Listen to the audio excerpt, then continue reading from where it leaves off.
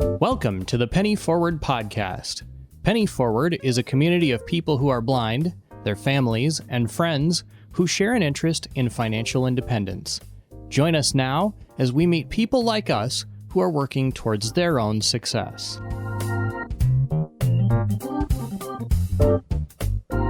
My guests today are Billy and Nancy Irwin. They're a married couple, and this is part one of a two-part interview with them. In this first part, we are going to hear about their early lives and careers and how they met and got married and what it's like to plan a family as a young couple. In part two, we'll learn more about their career, their married life, and what it's like to buy their first home. Billy and Nancy, thanks for being here. Thanks for having us. Thank you very much. So you are married, and how long have you been married? Almost 6 years. And tell me how your story began. Nancy, let's start with you. So I was born prematurely, and I have a twin sister. As a result of that, the only disability I emerged with was that of visual impairment. And my sister developed multiple disabilities, including deafblindness and being in a wheelchair. And then we also had a younger sister as well. So we're all three girls in my house. And because of the nature of my sister's disabilities, I was kind of considered the de facto oldest in my family. My sister and I, we are 3 years older than my younger sister. And so I did things first. When I was really little, I started out at our state school for the blind because they also had a section for students with multiple disabilities. I was one of the kids in the class that had more vision than the others in my class. I, at the time, was probably somewhere around 2,400 or so, and no vision on my right side because of the retinal scarring and detachment. I stayed in the school for the blind till I was probably about third grade. And then they mainstreamed me to the local elementary school close to the school for the blind. Ironically, my family lived in the same town as the school for the blind. And so I was not mainstreamed in the same school district that I lived in. And my thought in my 10-year-old brain was, well, if I can go to public school, why can't I go to public school with my younger sister and the people in my neighborhood? It just kind of made sense to me. So I went home and asked my mom. There were laws on my side that basically said I could go to school wherever I wanted to go, and they had to accommodate me. And so my parents, of course, we didn't know any of that.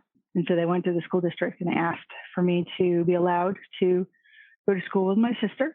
And my fourth grade year, I did a trial period, I think of about a month or two. Maybe I think it was maybe a 6-week report card period just to see how I would do. And I obviously did fine and got to stay, and I graduated with the group of kids that I grew up with and went off to college. And, I was the only blind kid in my district, and I was the only blind kid in my school. So it was interesting growing up that way. Let's pause there. And Billy, what was going on with you at around that time? So I'm a little bit older than Nancy. I started at the South Carolina School for the Deaf and Blind at the age of 3.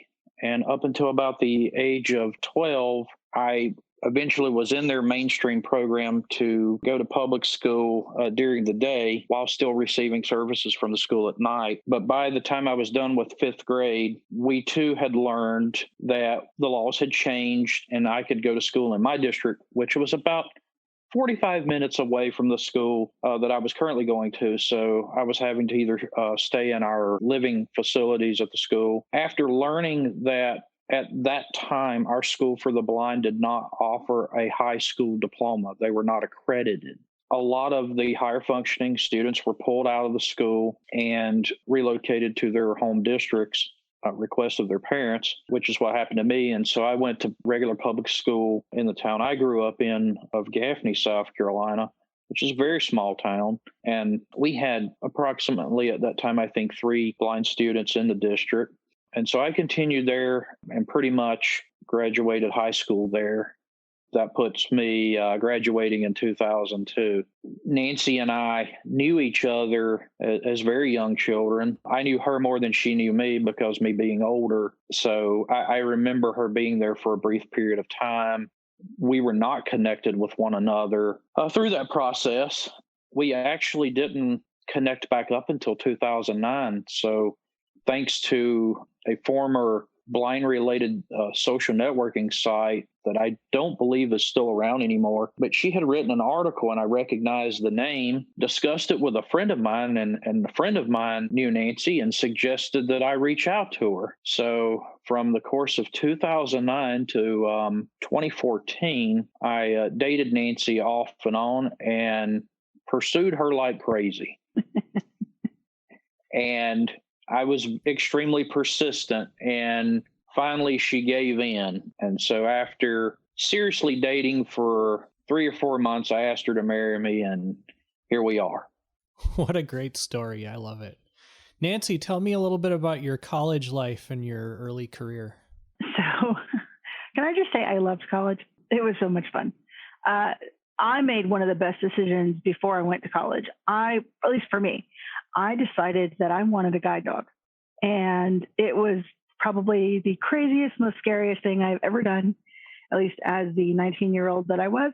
2 weeks after high school graduation, I was on an airplane flying to Florida. I'd been on an airplane by that point, but I had never been on an airplane by myself. And so going to Southeastern Guide Dogs to get my first guide dog was a big thing for me. And what was really funny is my dad said to me, he said, "I want you to come back with the biggest dog." Well, I did. My first guide, Cole, was 84 pounds, and he was not a small boy. And he was a yellow lab.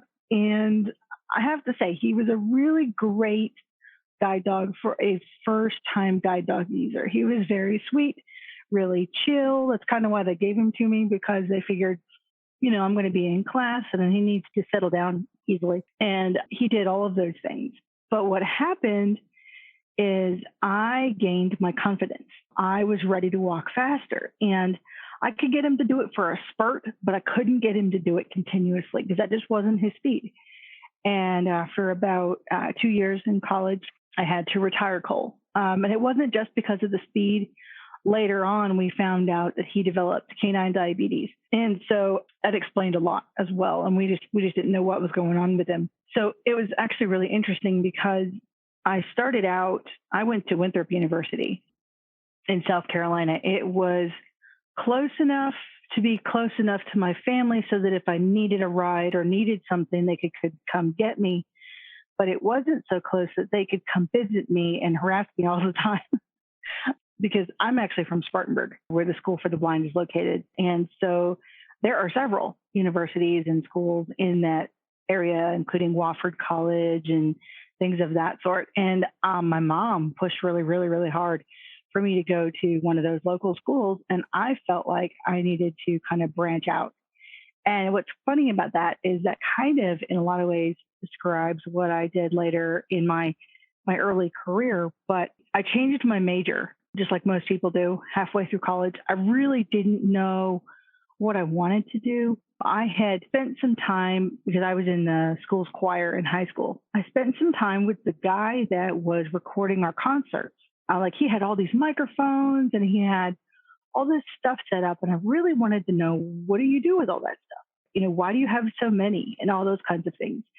And I'm just a curious person. And I love figuring out, why does it do that? And how does it, my favorite show was How Stuff Works. That's just me. And so I spent some time with this gentleman when I was in high school, and I decided to, when I went to Winthrop, go major in broadcasting. And it was a lot of fun. I really enjoyed, the first couple of introductory classes. But then when I got down to getting ready to go into the production classes, my advisor, who was actually also one of the professors, wasn't very forward-thinking, I would say, and could not conceive of how I would participate in that arena of things. And I think he was thinking more about, if I go work in a news station or something, because that's kind of where their track would go for the broadcasting students. And I'll be honest with you, that wasn't where I wanted to go anyway. I was quite happy at the thought of hanging out in the control room and, working on things. And it didn't necessarily have to be the news for me. It could have been anything. And so this was my advisor. I was going to be in his class. And I kind of got the vibe, I don't think this is going to be a good fit for me. And because I couldn't conceive at the time of how I would make those things work. Maybe it's just because I didn't know anybody else in the field who was visually impaired, or maybe I was getting an inkling that I didn't feel like I fit. I don't know what the situation was, but I went downstairs to the theater department because they were in the same building. And I just so happened to be taking an acting class because you could either take public speaking or acting. And I kind of thought the idea of public speaking sounded incredibly boring. And given the state of my vision at the time, I wasn't sure if I was a more effective, really large print reader or a really effective braille reader. And so I really didn't feel like I was really good at either one because I had lost some more vision in high school kind of unexpectedly. There's all of those things on top of, well, how do I read the stuff I need to read? And so in the acting class, it was a lot more about movement, and that was really good for me because I didn't really have a good sense of my body in space. It was really nice to get feedback of what was I physically doing in space and what did my presence look like, and was I standing up straight? Was my head looking straight? Just the little things that I really didn't learn as a visually impaired kid who had now lost more vision, and that are important in the sighted world. And so when I went downstairs to the theater department, I talked to the theater tech design professor and kind of was just talking to her about, what my interests were, how I felt like I was a really creative person, but my creativity wasn't being challenged or maybe embraced to a certain level. And so she's like, well, why don't you consider coming over to the theater department? And that was probably one of the best decisions I made because it exposed me to a lot. I mean, yeah, it was mainly around theater equipment and lighting and drawing ground plans, which are really hard to do if you have limited vision, but I did it, and I was able to build scenes and build sets and both in model form and physically. The scene shop, our Commission for the Blind had a summer teen program in high school, and which was really great because one of the classes that was taught by a visually impaired guy was woodshop. So I learned how to be safe in the woodshop and how to use tools and how to utilize skills that I didn't even know I had at the time. And when I went into the scene shop at Winthrop, I was able to say, well, I was in a class one time and we learned about X, Y, and Z. It was one of those things where I could say to my professor, I think this might work.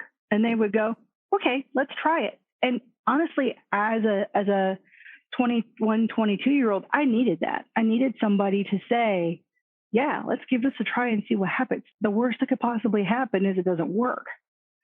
I came to graduating college and I really didn't know what I wanted to do because theater is such a wide and varying major, and you can actually do quite a lot with the skills that you develop. There's people that, go and they become, house managers for major theaters, and they go off and they do lots of other crazy things. And I really just kind of didn't know. And I was actually exploring the idea of going into the ministry at the time. College really had been a place where I opened up my world a lot. And I went through a process in the church here in South Carolina, in the Episcopal Church. And it eventually led me to, a year after I graduated college, to doing an internship at a monastery. And a lot of people go, what? But it was probably one of the most amazing things I have ever done. I went to Cambridge, Massachusetts. I lived in the guest house with 2 other interns full-time, and then there were 2 others that lived on a different property, and those 2 happened to be women. And so everybody had their own room at the guest house, and we were, required to go to church all the time, and we had a mentor, and, we all had different duties we had to perform throughout the day. And I experienced a lot in terms of travel and, different climate and, all of those various things. And I had a new guide dog by that point. I got a new guide dog also from Southeastern my junior year of college. And so he and I went on tons of adventures, and it was great to be a 24-year-old and to be able to, have a safe place to be, all my needs were met. And really at that point, it was just learning about myself and exploring the world and expanding my horizons. That went on for about an academic year. And then because I was curious about the religious life, I enjoyed it. I enjoyed the routine. The brothers at the monastery sent me off to a program over the summer of that year. This is the 2012 summer. I went off to Canada for about a month to visit a convent. And it was a really great experience to be out. And I had never been in a different country before. I decided then that the religious life wasn't for me. I wanted more. I wanted to have a family. I wanted to potentially have children. And I couldn't obviously do that if I was in a convent. So I came home and I didn't know what I was going to do after that. And another internship landed in my lap through the same organization that I did my internship at the monastery. It was called the Episcopal Service Corps. And they're specifically designed to work with folks that I think are 20 to 30, I think up to 32 now, I think. And you essentially just give yourself a year of service to a nonprofit volunteer organization, and you do whatever it is that they need you to do, and so I figured out the religious life wasn't for me, but I was still pondering going into the ministry. And so that second internship found me in Louisville, Kentucky. And that was a really cool place to be because it was Southern enough to feel close to home. So it wasn't so unfamiliar, but it was still metropolitan enough to have access to transportation. And what I thought was really cool is that I got to experience what using public transit is like on a regular basis for a job. And that was not something that I had really had much of an opportunity to do in Boston because of the routine of the monastery, but also at home because of limited transportation. Our network here is not nearly as extensive. And so I had a job. I was working at a church and I had to be there every day, even Saturdays and Sundays sometimes, at various times. And so I learned a lot. Like my O&M skills really, they got to work out. And I thought I had good O&M skills, and what was really cool is APH was there. And so, I had always gotten large print books from APH while I was in school. And so it was kind of like, I don't want to say somewhere holy, but it was kind of on that level of, wow, somewhere I really got to go visit. And so I went on a tour one day, and it was actually really cool because I mentioned it to somebody where we were staying.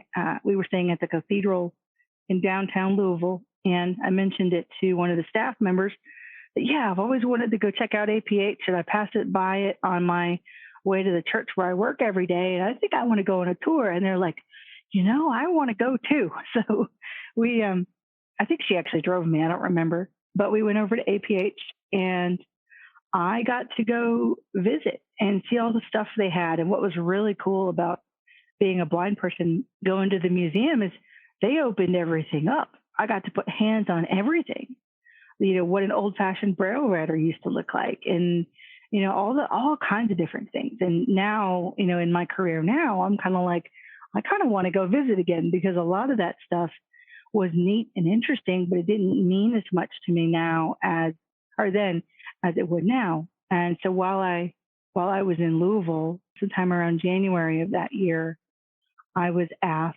to apply for a job back in South Carolina, working at the Commission for the Blind, teaching folks how to use JAWS, which I was excited about, but also frankly felt like I was unqualified for. But as somebody that needed kind of their very first job to jump out into the world of work and do stuff, the guy who became my boss, he gave me a really nice pearl of wisdom. He said, well, you may not feel qualified, but at this point, you know more about how JAWS works than the people that you're teaching do. And the holes that you're coming in with, we can help catch you up on those things. And so as a 26-year-old, I needed to hear that. It was going to be okay. And it was actually funny. I was afraid to unpack. And my mom laughed at me. And she obviously convinced me to unpack. And I worked there for about 18 months. And I think I'm going to stop for now, at least, and let Billy catch up.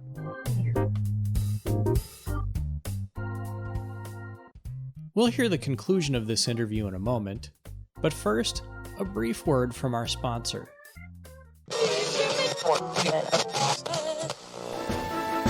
There are lots of kinds of radio stations out there.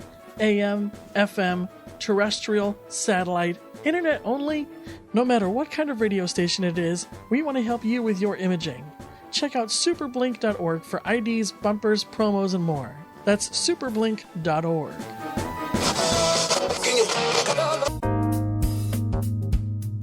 Do you have a success story you'd like to share on the air? Leave us a message at 952-856-0313. Billy, I kind of suspect that you, like Nancy, are the type of person that likes to know how stuff works.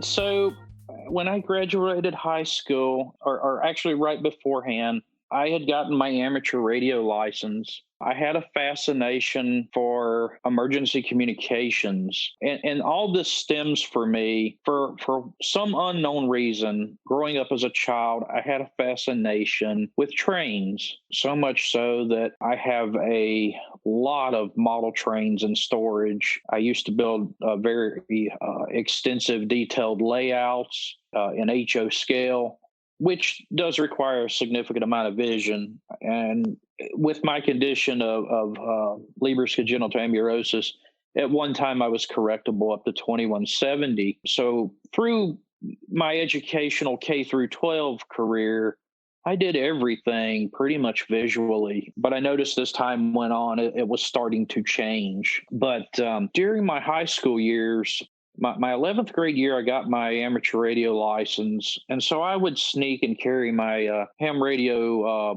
HT portable radio with me in my jacket pocket. And my English teacher, who I had in 10th grade, and I also ended up with her again in the 11th grade for 11th grade English, she caught me with my ham radio and she pulled me off to the side. And instead of punishing me, she said, you need to meet my husband. And come to find out, her husband was the county's emergency management director. Little did they know that back in the 7th grade, I had gotten fairly good with computers. And I had gotten accused of putting a virus on the school district's network. And I did not do it. But in a small county where I grew up, poor little blind kid, let's just blame it on him. So when I got blamed for that particular incident, it sparked an interest in me of computers. And so I started obtaining servers, Windows NT Server, and trying to figure out domain controllers and how IT infrastructure worked. And at this point, by 11th grade, I had wired a PBX in my house. I had figured out how to have a what used to be called a key system. So I had extensions throughout the whole house with intercom, and I had figured out how to rewire the telephone jacks to support that system. And so I was always tinkering with things. So that brings me back to the county's emergency management director. I go and I meet with him, and he says, I want you to start volunteering because I can't pay you as an employee because you're not old enough.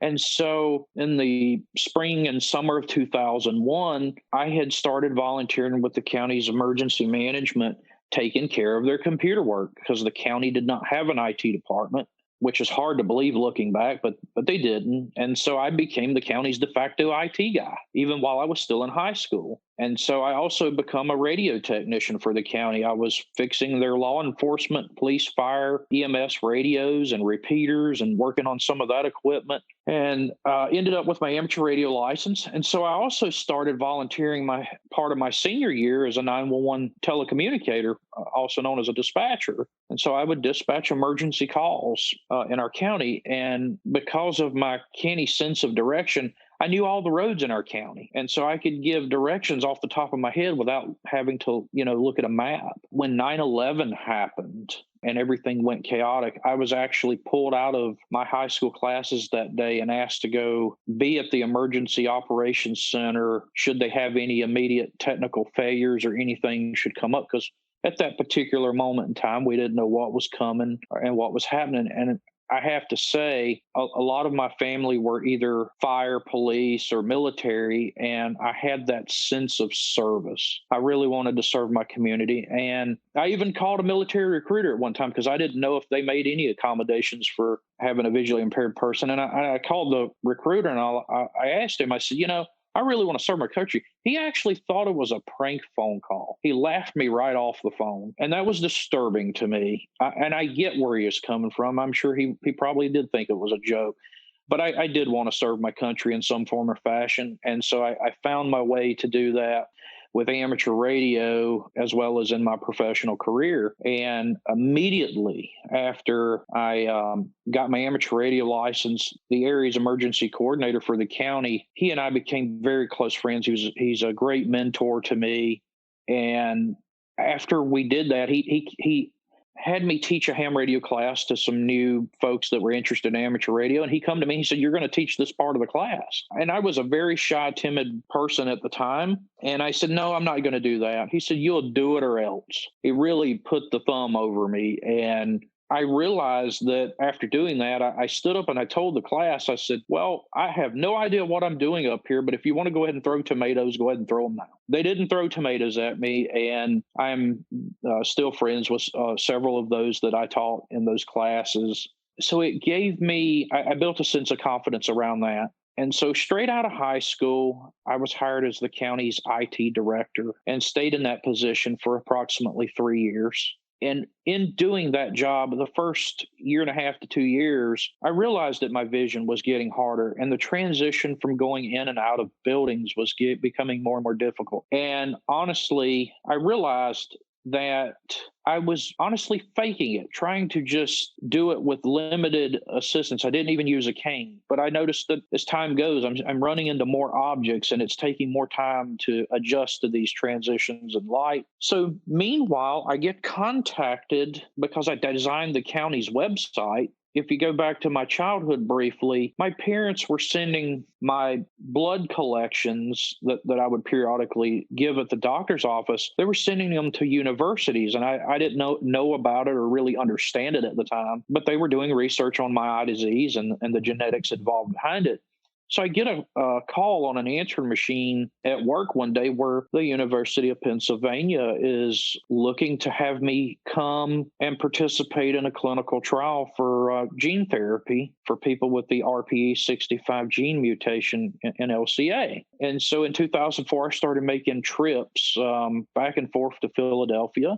In 2005, I left that job because in the latter half of 2004, I obtained my first guide dog and unfortunately was met with some discriminatory things and it became more of a challenge. And so into 2005, I was actually demoted from my position as IT director. They said they didn't need IT anymore. Go figure that one in today's society. But they hired another individual, and I went to basically doing third shift dispatching. So I left that particular job and did some freelancing and working from home on some various technical projects for people. I didn't have a formal degree at that time. And so I survived off of pure demonstration of knowledge, working for different places along the way for whether they were temporary, grant jobs, whatever would come my way. But as time went on, I get into 2008 and I decided to go back to school. And I was halfway through my degree.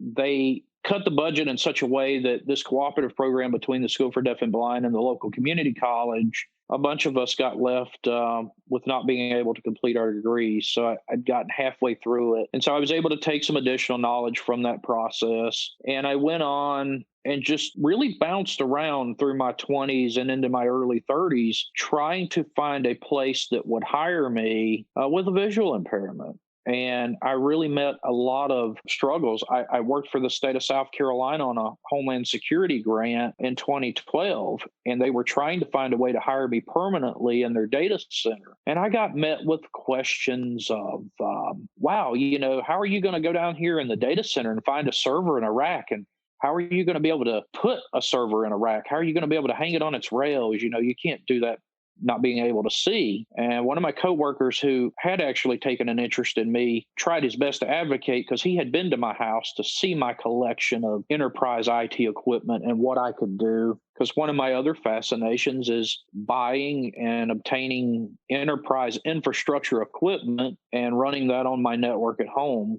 And it's become quite if you were to look at what I have now, it's, you're probably looking at $50,000 or more worth of equipment that fills my garage.